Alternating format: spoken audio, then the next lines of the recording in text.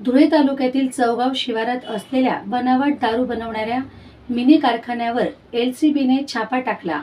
झालेल्या या कारवाईत पथकाने दारू बनवण्यासाठी लागणारे रसायन व इतर साहित्य असा हजारोंचा मुद्देमाल जप्त केला आहे।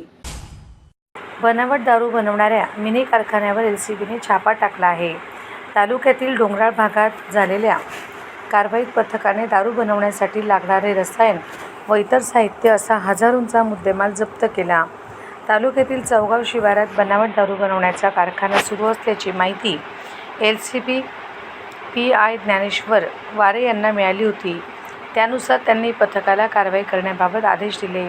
काल दुपारच्या सुमारास PSI अमित माळी, अंमलदार शिरीष बदाणे, संतोष हिरे, हेमंत बोरसे, चेतन बोरसे, प्रशांत चौधरी, कमलेश सूर्यवंशी, हर्षल चौधरी, राहुल गिरी, विनय खैरनार, अमोल पाटील व हेमंत मिस्त्री यांनी साल्यामाल्या डोंगराच्या पायथ्याशी असलेल्या शेतात छापा टाकला।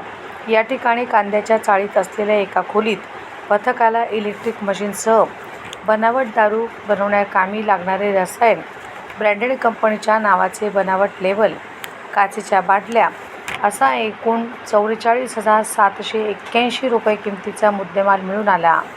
या प्रकरणी तालुका पोलिसात police head constable Shirish Badane यांच्या फिर्यादीवरून विशाल दगडू गोरेकर राहणार धुळे यांच्या विरोधात गुन्हा दाखल झाला आहे।